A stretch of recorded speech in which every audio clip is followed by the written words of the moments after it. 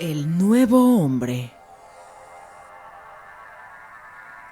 Una interpretación de las parábolas y milagros de Jesucristo.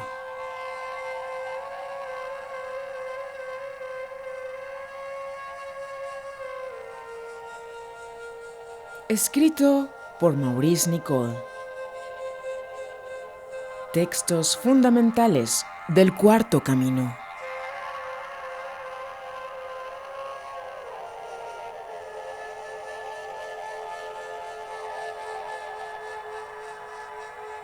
Sean bienvenidos, caminantes.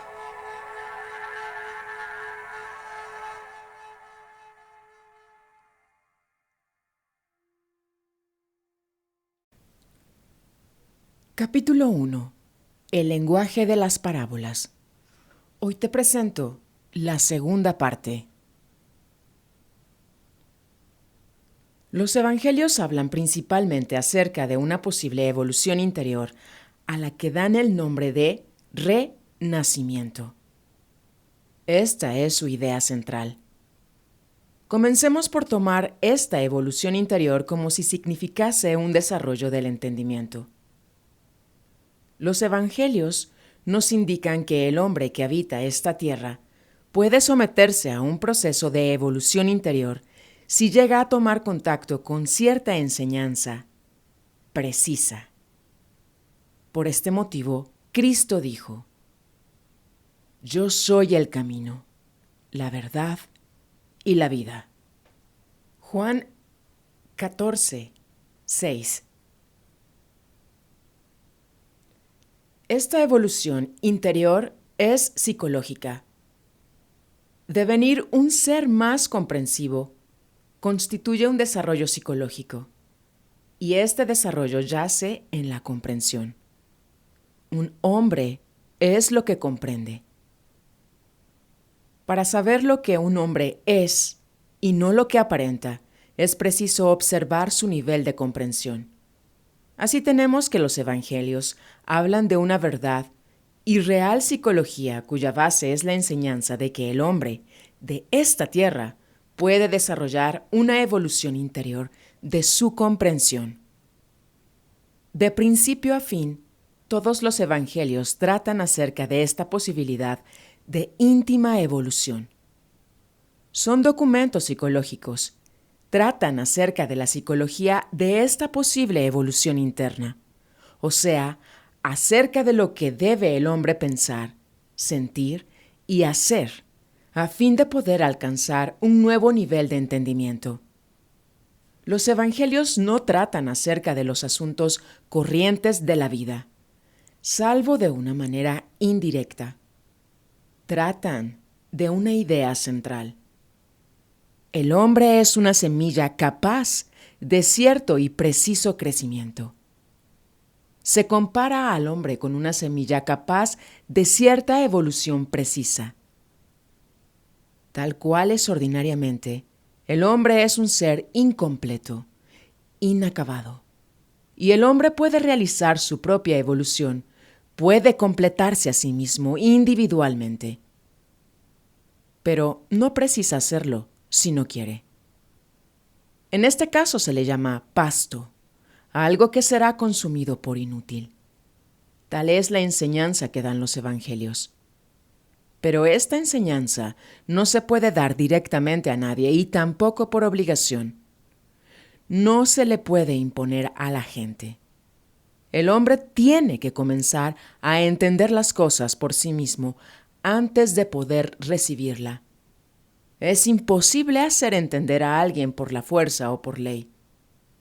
¿Por qué no se puede dar esta enseñanza directamente? Otra vez llegamos a la vieja pregunta. ¿Por qué el sentido superior de las palabras no se puede proporcionar en términos sencillos? ¿Por qué tanta oscuridad? ¿Por qué todos estos cuentos de hadas? ¿Por qué estas parábolas? Etcétera, etcétera. Todo ser humano tiene un aspecto externo desarrollado mediante el contacto con la vida y tiene un aspecto interno que permanece vago, incierto, sin ningún desarrollo. La enseñanza acerca del renacimiento y de la evolución interior no solo debe caer en el aspecto externo del hombre, en el aspecto desarrollado en la vida. Algunas personas llegan a un estado en el que se dan cuenta de que no están satisfechas de su vida. Llegan a un punto en el que empiezan a buscar en otras direcciones e ir a distintos propósitos antes de que puedan enterarse u oír una enseñanza como la que se da en los evangelios. La parte externa del hombre está organizada por la vida y por sus exigencias y corresponde a su situación y a sus capacidades. En cierto sentido, es algo artificial. Es algo que se adquiere fuera de uno mismo. Únicamente el aspecto interno del hombre puede evolucionar como una semilla, con un crecimiento propio de sí mismo. Y por este motivo, toda enseñanza acerca de la evolución interior tiene que formularse de tal modo que no caiga únicamente sobre el aspecto exterior del hombre. Tiene que caer primero ahí, en el aspecto exterior, pero también tiene que poder penetrar más profundamente y despertar al hombre mismo, al hombre interior, al hombre desorganizado. El hombre se desarrolla interiormente a través de sus más profundas reflexiones y no a través de su aspecto externo que está controlado por la vida. El hombre evoluciona a través del espíritu, de su comprensión individual. Evoluciona por consentimiento interno y en obediencia a lo que entiende como verdad. El sentido psicológico de las enseñanzas relativamente fragmentarias que contienen los evangelios se refiere justamente a este aspecto profundo e íntimo de todo ser humano. Cuando uno puede comprender que la evolución humana solo es posible mediante el entendimiento individual y por lo mismo íntimo, puede también comprender que si una enseñanza verdadera acerca de la evolución interior llega a caer tan solo en el aspecto externo, le será completamente inútil y hasta parecer un despropósito, una tontera. Y aún la enseñanza misma puede quedar destruida si llega a caer en el aspecto inadecuado en la vida de los negocios, en la vida mundana. Entonces el hombre la pisoteará. Tal es el sentido de la observación hecha por el Cristo. No echéis vuestras perlas delante de los puercos, porque no las regüellen con sus pies, y vuelvan y os despedacen. Mateo 6:6. Con sus pies significa la vida exterior del hombre, el aspecto o nivel más bajo de su comprensión, aquel que únicamente cree en lo que le muestran sus sentidos. Es el aspecto o nivel de la mente que toca la tierra, entre comillas, tierra, como la tocan los pies. Y este aspecto no puede recibir la enseñanza que dice la evolución íntima, porque está volcada hacia afuera y no hacia adentro. Este aspecto del hombre no puede, en consecuencia, comprender nada acerca del renacimiento. El hombre tiene un nacimiento, el natural. Todas las enseñanzas esotéricas hablan de que puede tener y de que es capaz de obtener un segundo nacimiento. Pero este renacimiento o este segundo nacimiento pertenece al hombre en sí mismo, al hombre privado, al hombre secreto, al hombre interior, y no al hombre que parece ser en la vida y que piensa que ya es el hombre de éxito, el hombre que presume. Todo lo último pertenece al hombre exterior, a la apariencia del hombre y no a lo que verdaderamente es en su interior. Y el aspecto del renacimiento es el aspecto interior. La enseñanza psicológica de los evangelios no toma al hombre por lo que aparenta ser, sino por aquello que es en lo más profundo de sí mismo. Esta es una de las razones por las que Cristo atacó a los fariseos, porque eran apariencias únicamente. Aparentaban ser buenos, aparentaban ser justos, aparentaban ser religiosos, etc. Al atacar a los fariseos, Cristo atacó aquellos aspectos del hombre que presumen, que se cuidan de las apariencias a fin de obtener méritos exteriormente. Aquellos aspectos que temen y que elogian. Estos son aspectos de un hombre que, si bien puede estar ya podrido en sí mismo, en lo íntimo. Si se le entiende psicológicamente, el fariseo es aquel aspecto del hombre que presume bondad, virtud y otras cosas. Es un aspecto que lo llevamos todos. Este es el fariseo en todo hombre, y tal es su significado psicológico. Todo cuanto se dice en los evangelios, ya sea que se presente como parábola, como milagro o como discurso, tiene un sentido psicológico muy distinto al de la literalidad de las palabras. Por lo tanto, el significado psicológico de los fariseos se refiere no a cierto tipo de hombres que vivieron hace muchísimos años, sino que se refiere a uno mismo. Ahora, se refiere al fariseo que cada cual lleva en sí, a aquella persona insincera que llevamos dentro y que naturalmente no puede recibir ninguna enseñanza psicológica genuina sin convertirla inmediatamente en un motivo para obtener mérito, alabanza y recompensa. Más adelante estudiaremos el significado del fariseo en uno mismo, más ampliamente. Tercera parte. Puesto que todas las sagradas escrituras tienen un sentido literal y otro psicológico, pueden caer sobre la mente de una manera doble, por así decirlo.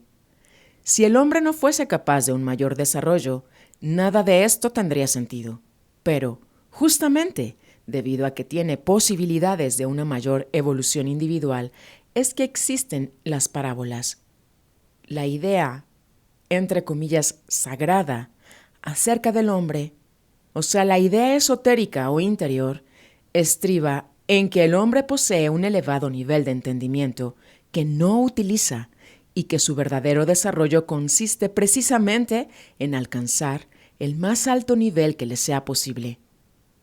De modo que todas las sagradas escrituras, como ocurre en la forma de las parábolas, tienen un significado doble porque contienen uno al pie de la letra y que está destinado al hombre tal cual es corrientemente, y otro que a la vez puede alcanzar el nivel superior que existe en él en potencia y que le aguarda.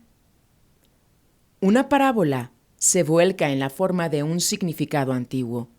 En los evangelios, las parábolas están volcadas en la forma de un lenguaje antiguo ya olvidado. Hubo un tiempo en que este lenguaje de las parábolas podía entenderse bien. Este lenguaje, el de las parábolas, las alegorías y los milagros, está perdido para la actual humanidad. Pero aún perduran algunas fuentes de conocimiento que nos permiten entender algo acerca de este antiguo significado. Y puesto que el objetivo de la parábola es el de conectar los entendimientos superior e inferior, se la puede considerar como un puente entre dos niveles, como un enlace entre el entendimiento literal y el psicológico. Como luego lo veremos, existió en cierto tiempo un lenguaje preciso en el que esta doble función se comprendía y en la que se utilizaron debidamente ciertas palabras y ciertos términos en este doble y bien entendido sentido. A través de este antiguo lenguaje se estableció un contacto entre los significados superior e inferior, o lo que al cabo viene a ser lo mismo, entre los aspectos superior e inferior del hombre. Nuestro primer nacimiento ocurre del mundo celular que evoluciona hacia el hombre. Renacer o nacer de nuevo significa evolucionar hasta una psicología superior, hacia un superior nivel de entendimiento.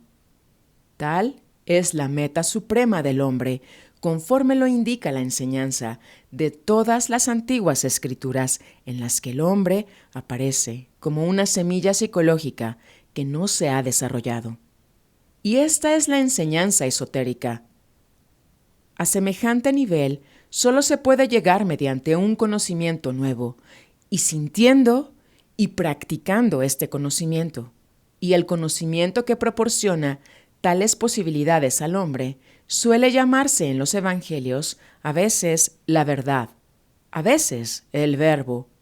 Pero no se trata de una verdad ordinaria, corriente, o de un conocimiento vulgar. Se trata de un conocimiento que dice de este paso a un mayor desarrollo íntimo. Tratemos de obtener algunas ideas preliminares acerca de este antiguo y doble lenguaje de las parábolas. Comencemos por estudiar la forma como se presenta la verdad. En este antiguo lenguaje, las cosas visibles representan hechos psicológicos. La vida exterior, la que registran los sentidos, se transforma en su significado de un nivel a otro. La verdad no es un objeto visible, pero en este lenguaje se la representa como si lo fuera. Una parábola está repleta de imágenes visibles de todo cuanto es objeto de los sentidos. Pero cada imagen visual representa algo que corresponde a un nivel psicológico de entendimiento, a un nivel que se distingue de la imagen utilizada. En los evangelios se emplea muy a menudo la palabra agua. ¿Qué significa esta palabra en el antiguo lenguaje?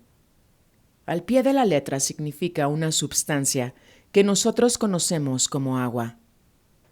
Pero en un sentido psicológico, en un nivel superior de entendimiento, denota algo muy diferente. La palabra agua no significa sencillamente agua. Al hablar a Nicodemo acerca del renacimiento, Cristo le dice que el hombre tiene que nacer de agua y espíritu. El que no naciere de agua y del espíritu no puede entrar en el reino de Dios. Juan, versículo 3, 5. ¿Qué significa, pues, agua? Tiene que tener otro significado, uno superior o psicológico.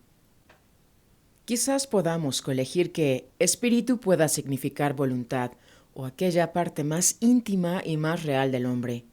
Y también podemos entender que nacer de nuevo no significa necesariamente volver al vientre materno, como pensaba Nicodemo, quien representaba al hombre que únicamente es capaz de un entendimiento literal.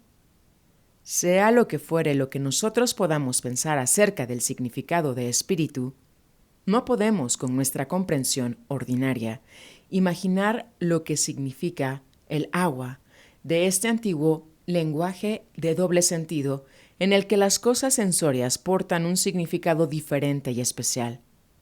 No hay ninguna clave. Decir que un hombre debe nacer de nuevo del agua física es decir un desatino. ¿Qué puede, pues, significar la palabra agua en un sentido psicológico? Podemos encontrar en otros pasajes de la Biblia lo que esta imagen física representa a un nivel psicológico de entendimiento. Pueden citarse 100 ejemplos. Tomemos uno de los mismos evangelios. Cristo habló a la mujer de Samaria en la escena del pozo y le dijo que Él podía darle agua viva. Cuando ella ha ido a sacar agua al pozo, le dice: cualquiera que bebiere de esta agua volverá a tener sed, mas el que bebiere del agua que yo le daré, para siempre no tendrá sed. Mas el agua que yo le daré será en él una fuente de agua que salte para vida eterna. Juan 4, 13, 14. Es obvio que en este caso se utiliza la palabra agua en un sentido perteneciente a este ya olvidado lenguaje, y en el Antiguo Testamento, en el libro de Jeremías, encontramos: porque dos males ha hecho mi pueblo. Dejáronme a mí, fuente de agua viva, por cavar para sí cisternas, cisternas rotas que no detienen aguas. Jeremías 2:13. ¿Qué es pues esta agua viva? En el lenguaje antiguo, agua significa verdad viviente. Y es una verdad viviente porque hace que el hombre viva en sí mismo, que no esté muerto una vez que ha aceptado este conocimiento y lo aplique prácticamente. En los términos de la enseñanza esotérica, o sea, en la enseñanza acerca de la evolución interior, se llama muerto a un hombre que nada sabe acerca de ella. Se trata de un conocimiento de la verdad, pero únicamente con relación al logro de un más alto nivel de evolución interior que a todos aguarda. Se trata de un conocimiento acerca del nivel superior del hombre y de todo cuanto nos puede ayudar a alcanzar ese nivel. Se refiere a lo que una persona tiene que saber, pensar, sentir y entender y hacer a fin de poder llegar a su próxima etapa de desarrollo. No se trata de una verdad externa acerca de cosas u objetos externos, sino de la verdad íntima, de la verdad interior del hombre mismo y de la clase de personas que es y cómo se puede cambiar. Por tanto, es una verdad esotérica. Esotérico significa interior, o la verdad en cuanto se refiere a aquel desarrollo íntimo y a la nueva organización del hombre, y que también le lleva a la siguiente etapa en su verdadera y real evolución. Pues nadie puede cambiar, nadie puede hacerse distinto, nadie puede evolucionar y alcanzar este nivel superior y renacer, a menos que conozca, oiga y siga una enseñanza acerca de ello. Si el hombre piensa que ya conoce la verdad de este tipo y que la conoce por sí mismo, entonces es como aquellos a quienes se mencionan más arriba, que dejan las fuentes de agua viva para cavar para sí cisternas, cisternas rotas, que no detienen aguas. La idea es bastante clara. Existe una enseñanza, siempre ha existido, y esta enseñanza puede conducir al hombre a un desarrollo superior. Esta enseñanza es la verdadera enseñanza psicológica con relación al hombre y a la posibilidad del desarrollo del nuevo hombre en sí mismo. El hombre no puede inventarla por sí mismo. Podrá fabricarse toda suerte de cisternas, pero no contendrán agua alguna, o sea, que no contendrán ninguna verdad. Cuando no existe la verdad en esta forma, el estado del hombre se considera o se compara con la sed.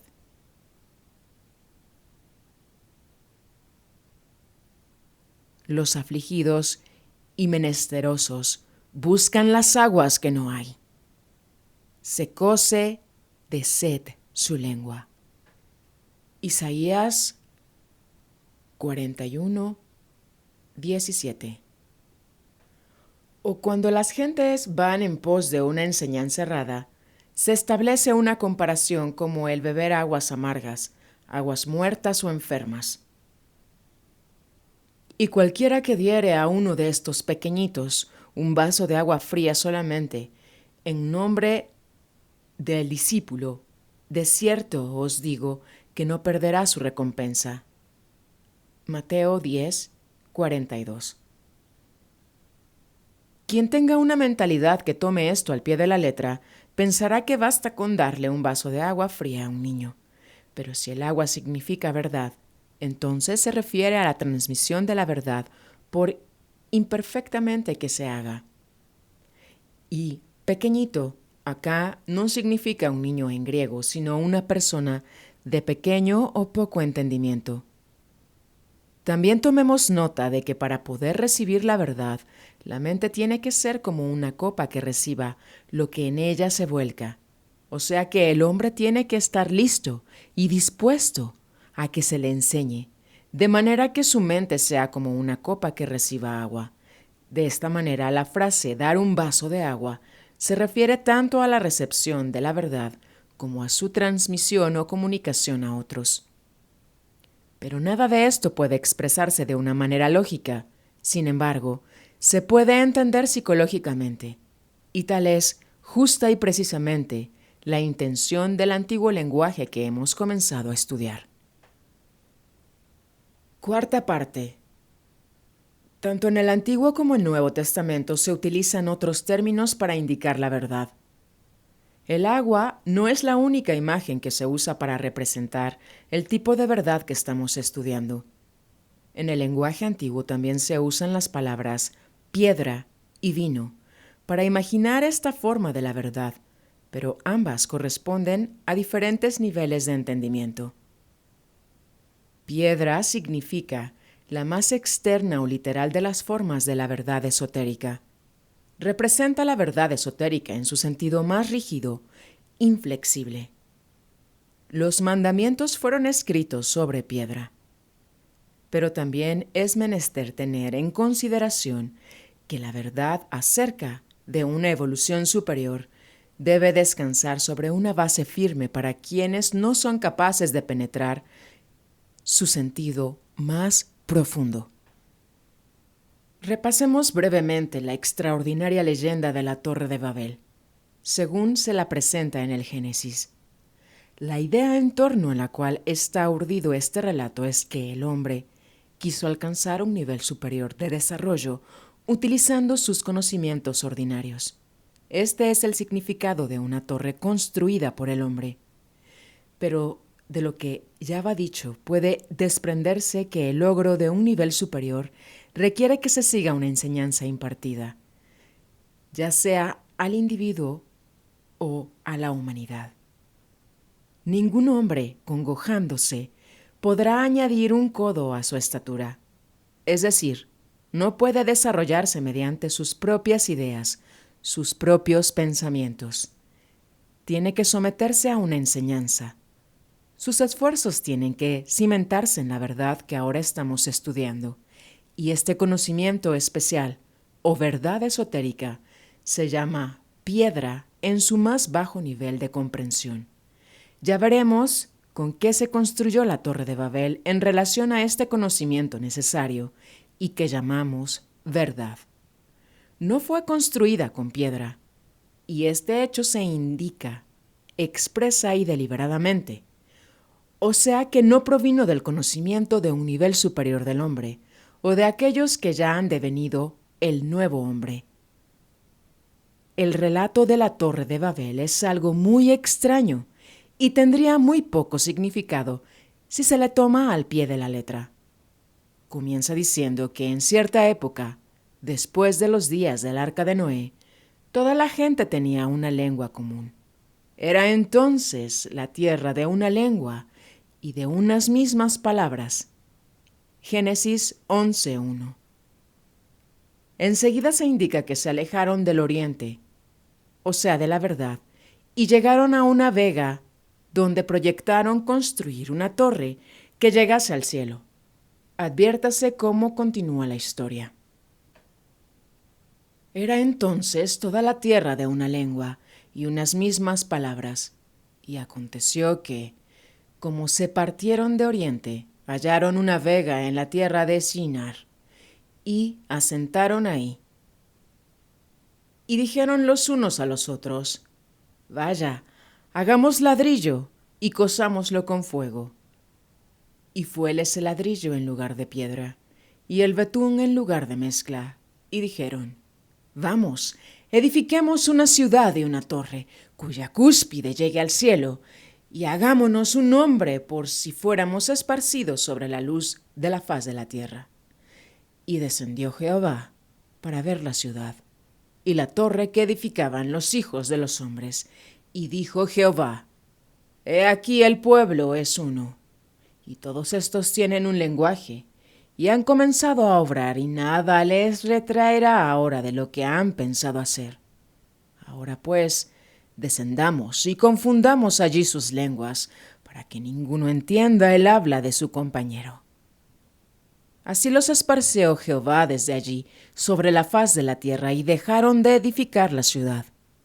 Por esto fue llamado el nombre de ella Babel, porque allí confundió Jehová el lenguaje de toda la tierra, y desde allí los esparció sobre la faz de toda la tierra. Génesis 11, 1-9. Tomemos nota de que se partieron de oriente y que tenían ladrillos, o sea, materiales hechos por el hombre en lugar de piedra. En el antiguo lenguaje de la parábola, el oriente representa la fuente del conocimiento esotérico, de la verdad esotérica. Llegaron a una vega, a un llano, o sea que descendieron desde un nivel superior y entonces comenzaron a pensar que podían hacer algo de sí mismos, que podían hacer algo fuera del conocimiento de la verdad que habían obtenido en el oriente.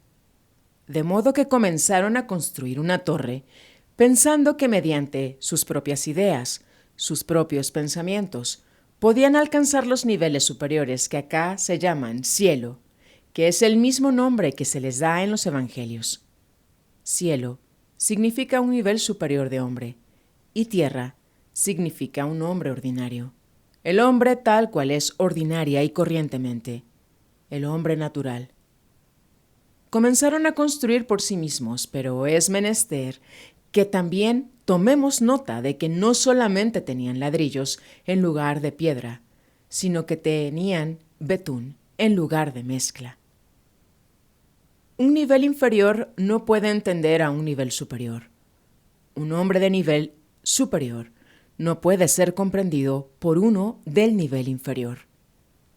Tal cual es, el hombre no puede alcanzar un nivel superior a menos que entre en posesión del conocimiento, llamado verdad, que pueda conducirlo. De suerte que la torre fue un fracaso.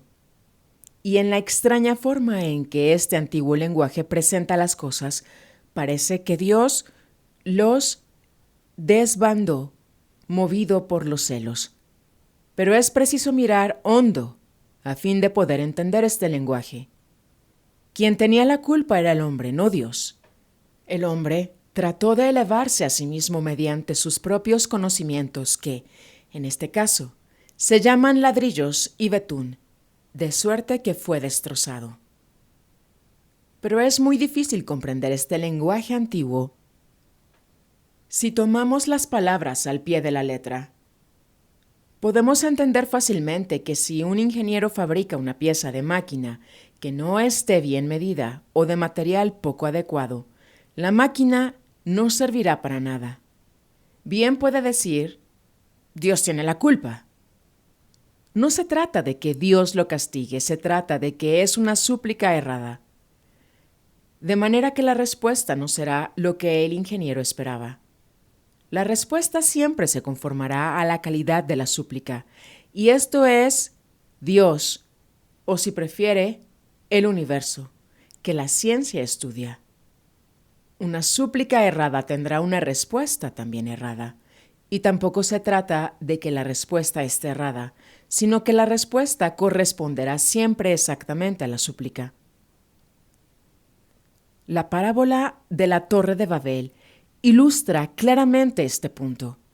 El hombre hizo una torre de ladrillos y betún en lugar de hacerla de piedra y mezcla. Y Dios dijo, es decir, que la respuesta a esta súplica fue, esto no puede ser. Veamos ahora algunos otros ejemplos en los que, según el lenguaje antiguo, la palabra piedra significa la verdad en cuanto a un desarrollo superior. A fin de poder alcanzar un estado más elevado en sí mismo, el hombre tiene que aprender a suplicar correctamente. Y a fin de que esto sea posible, tiene que saber qué pedir. Cristo dice, y os será dado, pero a menos que sepamos algo acerca de la piedra o del agua del conocimiento esotérico, ¿cómo habremos de saber qué pedir? Cristo no habla de las cosas ordinarias de la vida, sino de la ayuda que uno necesita para su evolución interior y para poder comprender. En el Padre Nuestro se mencionan algunas súplicas.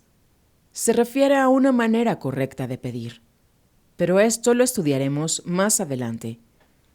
Por ahora tomemos el extraño incidente en el que Cristo rebautizó a Simón Pedro, que en griego significa piedra. Cristo, naturalmente, representa la verdad de que estamos hablando. Se llamó a sí mismo la verdad. Habló acerca de un nivel superior de evolución para cada individuo y enseñó los medios de obtenerla.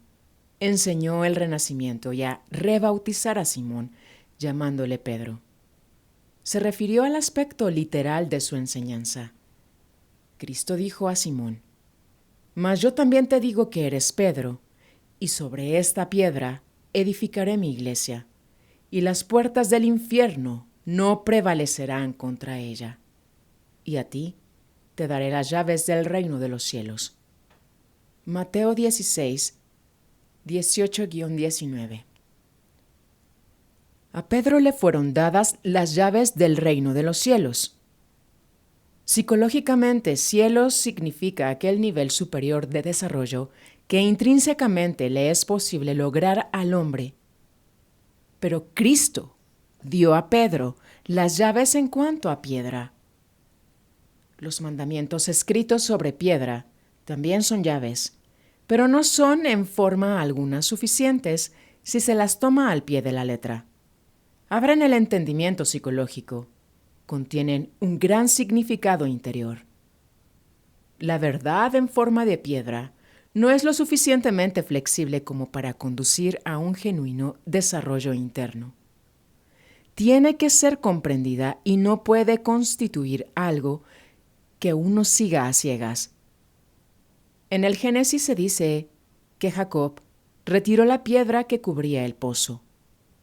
En el lenguaje antiguo, la piedra que cubre la boca del pozo de agua significa que la verdad literal cierra el paso hacia la comprensión psicológica.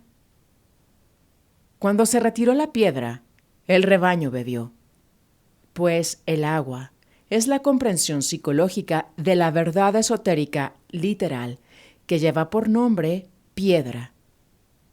Y así es como se puede entender el siguiente pasaje de la Biblia. Y siguió Jacob su camino, y fue a la tierra de los orientales, y miró, y vio un pozo en el campo, y aquí 3 rebaños de ovejas que yacían cerca de él. Porque de aquel pozo abrevaban los ganados, y había una gran piedra sobre la boca del pozo. Y juntábanse allí todos los rebaños, y revolvían la piedra sobre la boca del pozo, y abrevaban las ovejas y volvían la piedra sobre la boca del pozo a su lugar. Génesis 29, 1-3. Cuando una piedra cierra la boca del pozo, significa que la gente ha tomado la verdad esotérica al pie de la letra. Prefieren los rituales y cosas por el estilo. En un sentido literal, no matan, pero no encuentran ninguna razón por la cual no asesinar al prójimo de corazón. Cristo mismo, representante de la verdad esotérica, o el camino, o el verbo, fue llamado la piedra que los constructores repudiaron.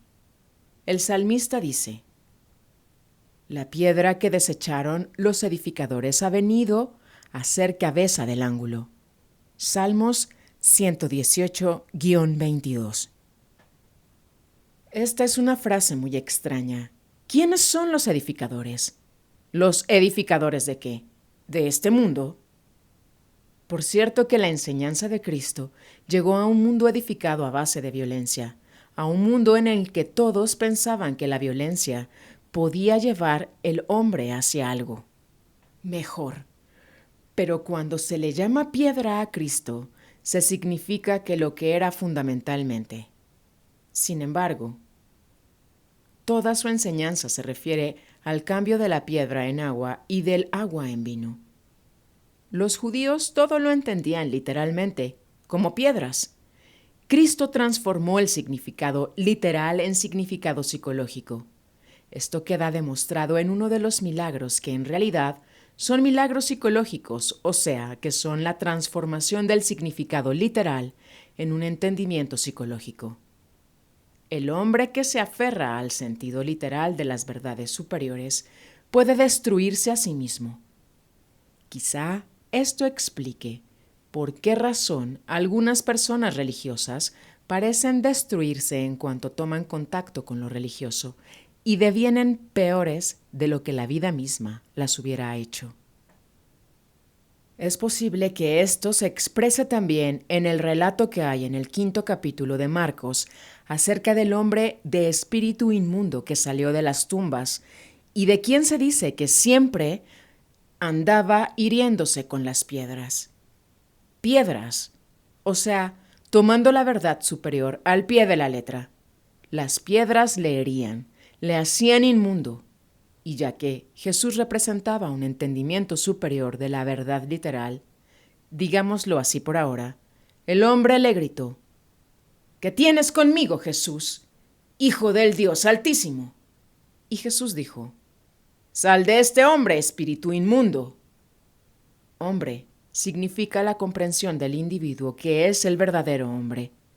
Pero esto es tan solo un vislumbre muy leve del verdadero significado de este milagro parábola. Se refiere a cierta condición del hombre con relación a una enseñanza superior.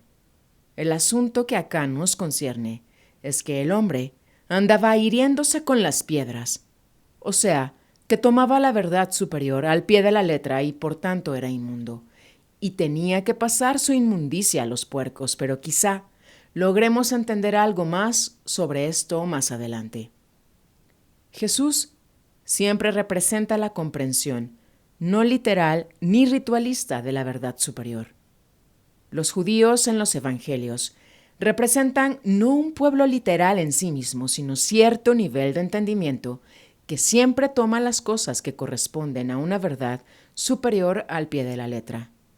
Judío es todo aquel que no puede evadirse del sentido literal de las palabras y alcanzar su significado psicológico. De modo que se dice que los judíos apedrearon a Cristo cuando Cristo dijo: Yo y mi Padre somos uno. Se dice que los judíos tomaron nuevamente piedras para arrojárselas, porque en sus mentes literales pensaron que semejantes palabras eran una blasfemia.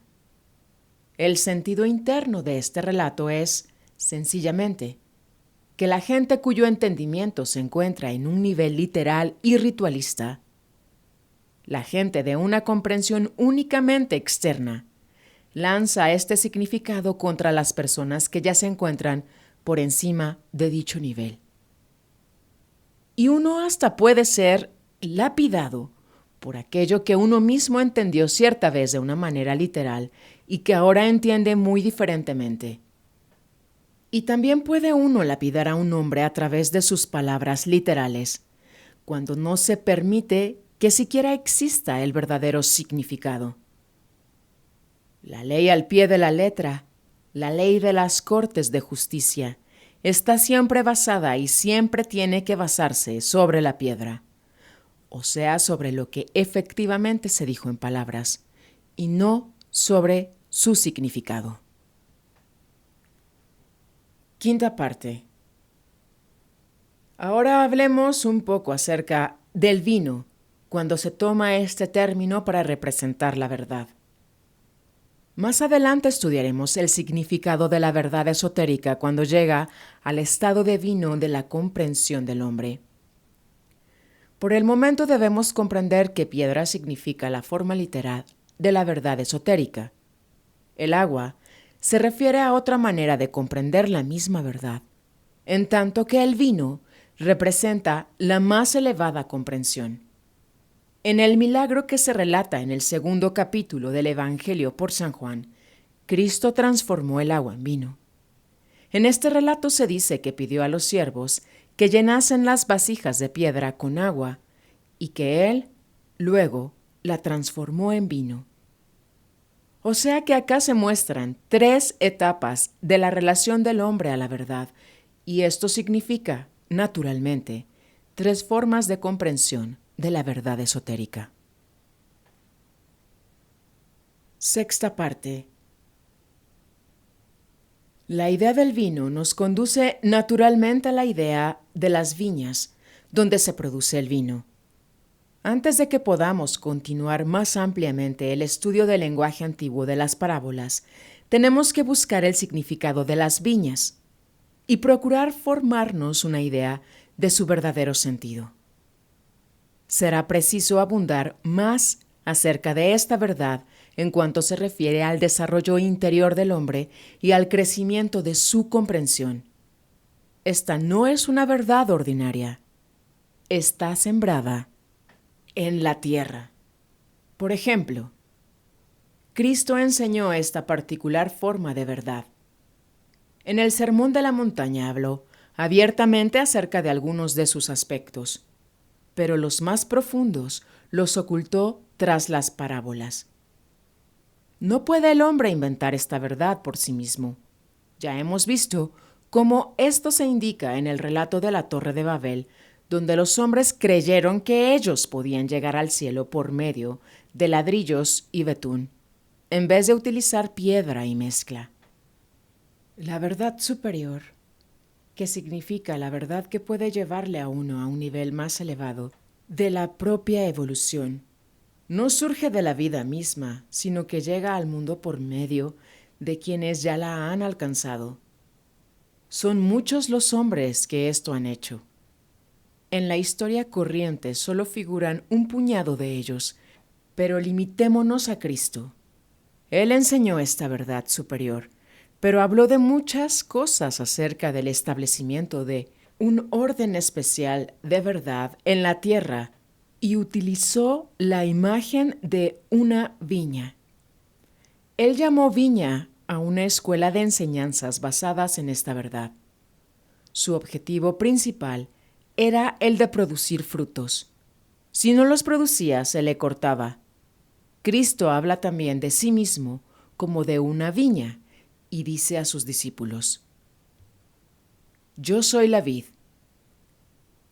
vosotros los pámpanos, el que está en mí y yo en él.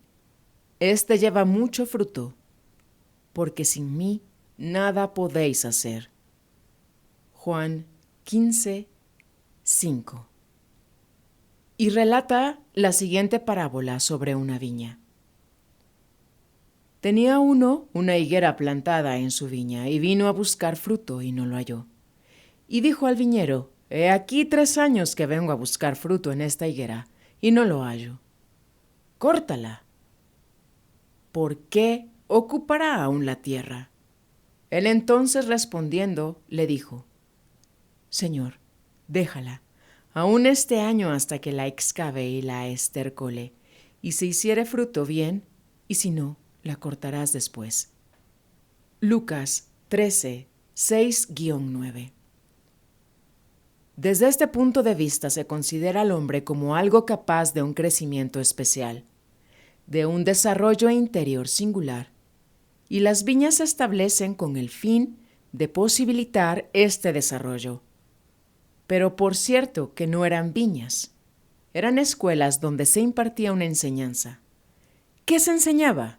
Ante todo, se enseñaba el conocimiento que, de ponerlo en práctica, puede conducir al hombre al nivel superior del desarrollo que le es inherente.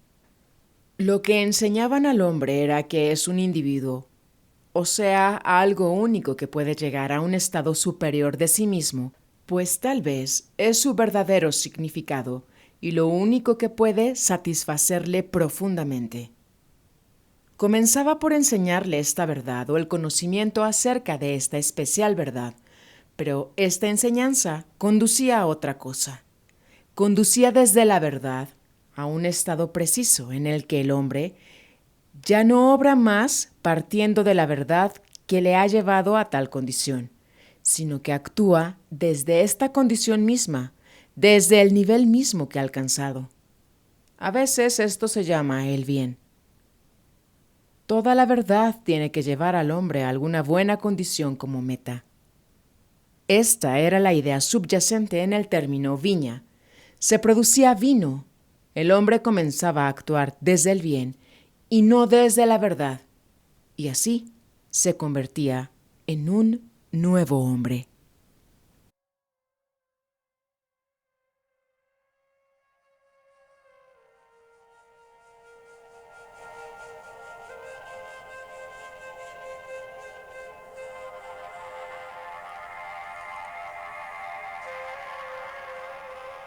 Esto fue El Nuevo Hombre, escrito por Maurice Nicoll.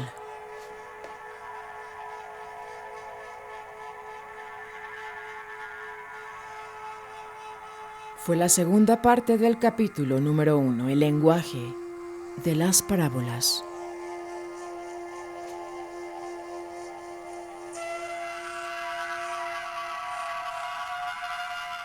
Dándole hoy 19 de enero de 2025 la bienvenida a la energía de Acuario.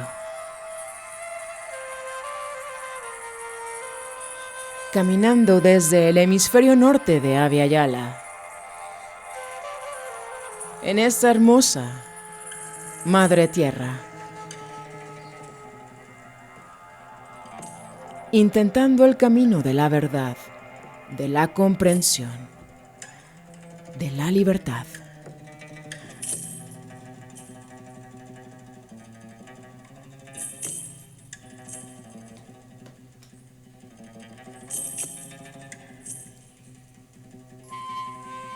Transmitiendo desde el Cerro del Onix, Puebla, México. 14:13 horas. Una tarde soleada de invierno que invita a salir a caminar.